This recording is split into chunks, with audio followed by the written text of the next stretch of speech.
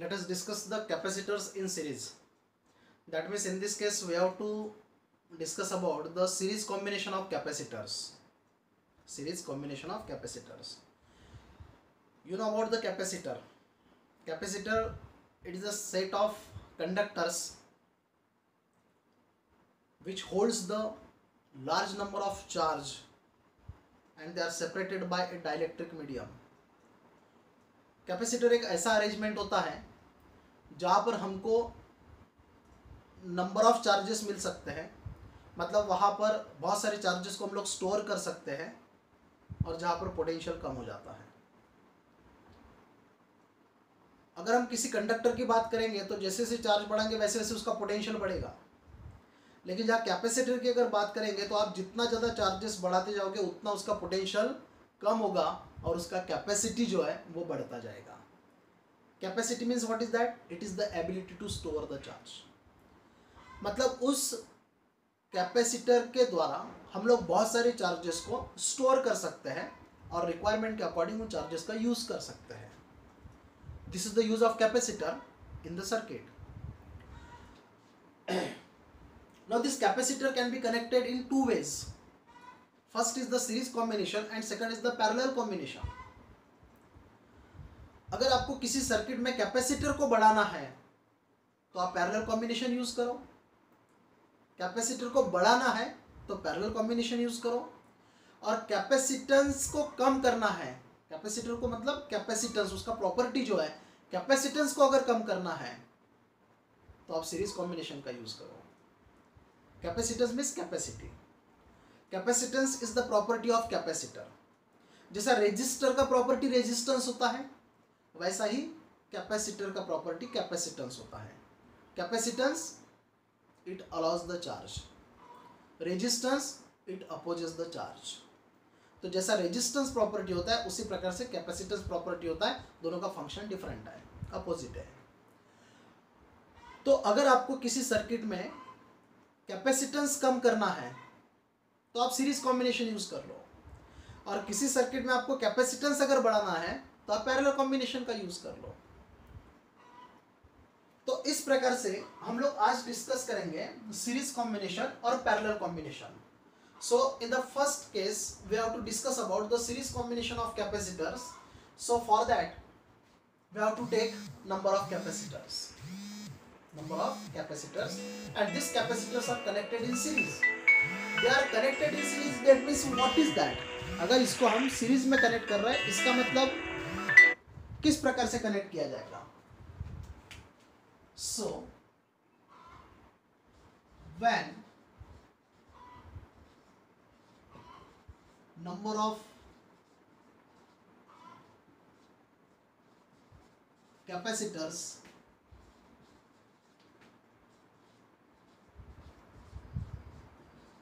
are connected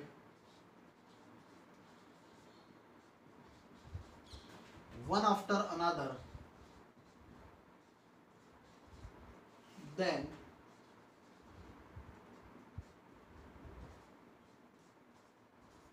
it is called as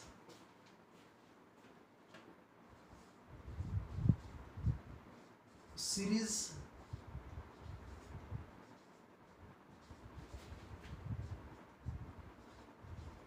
combination of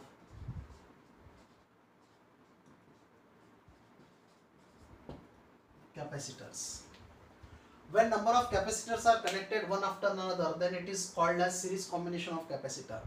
जब capacitors को एक के बाद एक जोड़ा जाता है, मतलब along the same line, along the same wire जब जोड़ा जाएगा तो उसको हम लोग यहाँ पर सीरीज कॉम्बिनेशन कहेंगे। So let us take three capacitors. The symbol of capacitor is two parallel lines.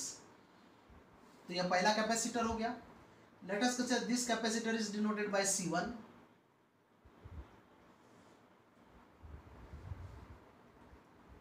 यहाँ पर हम लोग सेकंड कैपेसिटर लेंगे।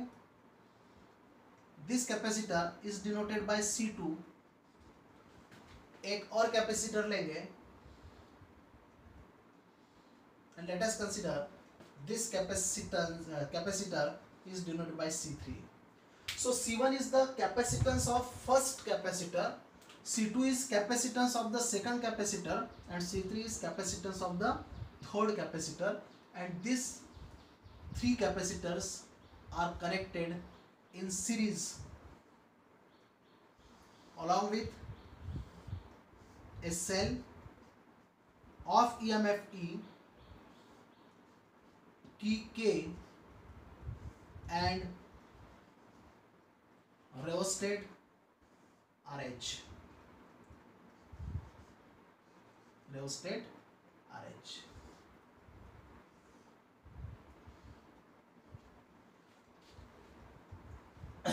This is the circuit of series combination of capacitors. Direction of current is from positive to negative. तो मैं यहां पर इसको चार्ज क्यू बता रहा हूं.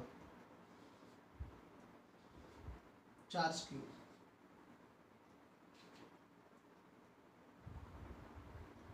तो ये चार्ज क्यू यहां से ऐसा फ्लो होगा, जैसे भी मैंने मेंशन किया था क्यू क्यू, इस प्रकार से ये वापस आएगा. पॉजिटिव से स्टार्ट करेगा, निगेटिव पर आएगा. यहाँ से ऐसा जाएगा, कैपेसिटर के थ्रू जाएगा, रियोस्टेट के थ्रू, की के थ्रू निगेटिव पर आएगा. Now in this case this is capacitor C1, so it requires, or we can say potential V1 is developed in the capacitor C1, potential V2 is developed in the capacitor C2 and potential V3 is developed in the capacitor C3. तो इस प्रकार से ये तीन voltage हो गए. First voltage C1 के लिए, सेकंड वोल्टेज C2 के लिए और थर्ड वोल्टेज जो है वो C3 के लिए. यहाँ से जो टोटल वोल्टेज दिया जा रहा है वो टोटल वोल्टेज तो V रहेगा. That means in this case we can write this total potential V is equal to V1 plus V2 plus V3 and this is equation number 1. So equation 1 हुआ. This V is divided into three parts, V1 plus V2 plus V3. V1 plus V2 plus V3. V1 is across C1, V2 is across C2 and V3 is across C3. Now in this case the charge Q is remains same. That means we can say that charge in C1 is Q, charge in C2 is Q and charge in C3 is Q. Now according to the concept of capacity, we know Q is equal to CB. Q is equal to CB होता है. अगर आप Q को total charge ले रहे हो, V को total potential, तो यहाँ पर resultant capacity of series combination of capacitors denoted by CS. And hence in this case we can write V is equal to Q upon CS. This is the total potential, this is the total charge and this is the total capacitance or we can say resultant capacitance. तो जैसे आपने यहाँ पर total value लिखा, उसी प्रकार से first capacitor की अगर बात करेंगे तो उसमें जो पोटेंशियल है वो है V1, चार्ज है Q और कैपेसिटेंस है C1. उसी प्रकार से सेकंड की अगर बात करेंगे तो V2, Q अपॉन C2 और V3, तो यहाँ पर हो जाएगा Q upon C3. Now all these three values V1, V2 and V3 as well as this V total voltage substituting in equation 1, so equation 1 becomes total potential is Q upon CS, V1 is Q upon C1,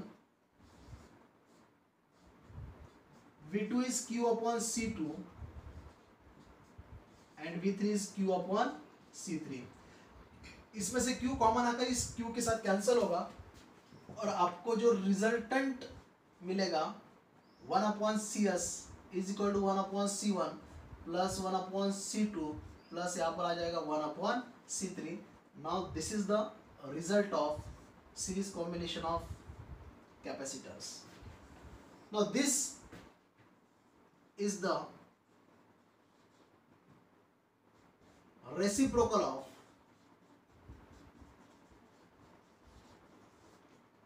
resultant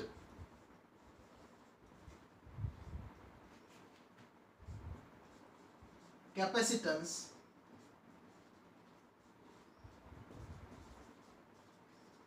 is equal to sum of, यहां पर देखिए सबका सम हो रहा है, sum of reciprocal of all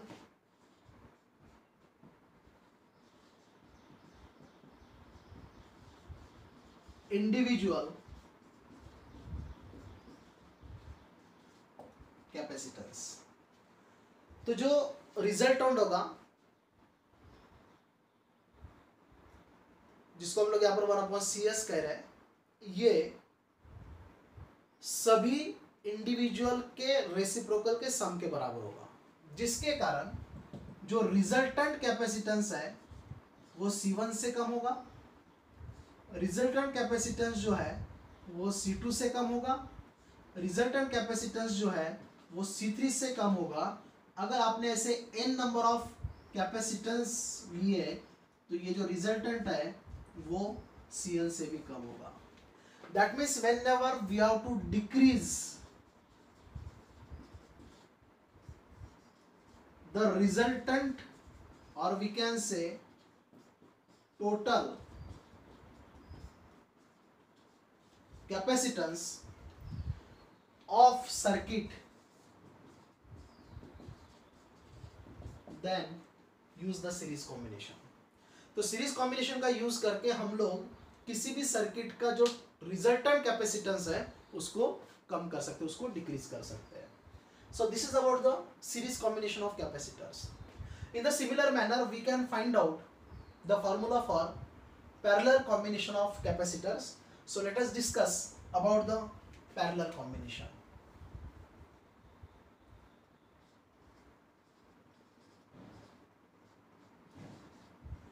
capacitors in parallel, capacitors in parallel, तो इसको parallelly कैसे जोड़ा जाएगा, कब हम कहेंगे कि इसको ये पैरेलल कॉम्बिनेशन में है। पैरेलल कॉम्बिनेशन आपको वो रिजल्ट देगा जो रिजल्ट इस सीरीज कॉम्बिनेशन में नहीं है। इसका मतलब सीरीज कॉम्बिनेशन का जो रिजल्ट है उससे बिल्कुल अपोजिट रिजल्ट आपको पैरेलल कॉम्बिनेशन में मिलेगा। यहाँ पर हम लोग एक वायर के अलॉन्ग में, एक सिंगल वायर के अलॉन्ग में, एक सिंगल लाइन के अलॉन्ग में कैपेसिटर्स को जोड़ते हैं तो सीरीज कॉम्बिनेशन होता है। लेकिन जब पैरेलल कॉम्बिनेशन की बात है तो आपको अलग अलग वायर पर अलग अलग कैपेसिटर्स जोड़ना पड़ेगा, तब जाकर वो पैरेलल कॉम्बिनेशन होगा। So what is the definition of this parallel combination? So in this case when the number of resistors are connected between two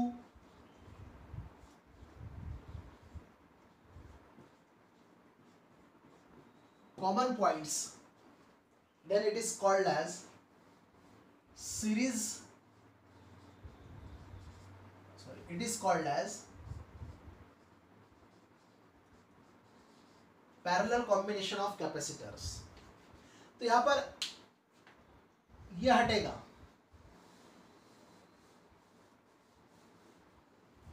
बाकी एज इट इज रहेगा, यहां पर चेंज आएगा। आपको यहां पर C1 लेना है, फिर यहां पर C2 लेना है, और फिर आपको यहां पर C3 लेना है। This is C1, this is C2, and this is C3. In this case,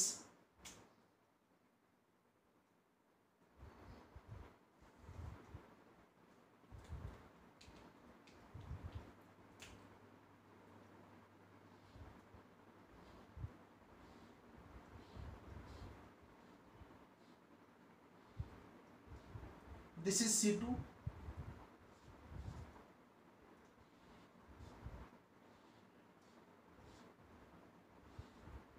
this is C1,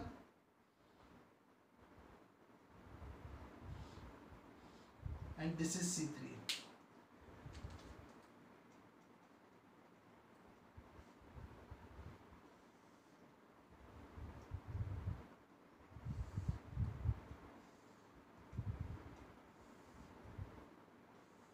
इस प्रकार से कनेक्शन होगा।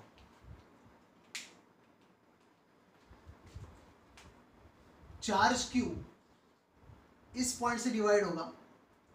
Let us consider this is point A and this is point B। All this three capacitors are connected between A and B। A और B के बीच में हमने इसको connect किया है।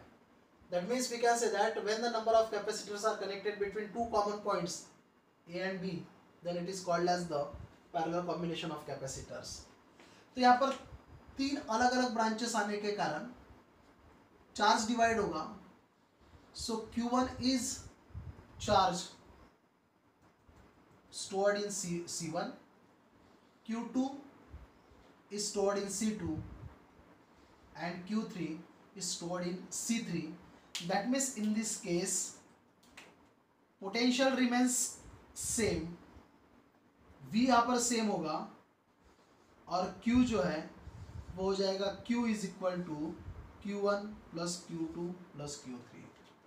फिर से यहाँ पर चार्ज Q B पॉइंट पर ऐड होगा, चार्जेस ऐड होंगे, Q1 Q2 और Q3 ऐड होंगे, फिर से आपको Q मिलेगा, सर्किट में फिर से Q फ्लो होगा।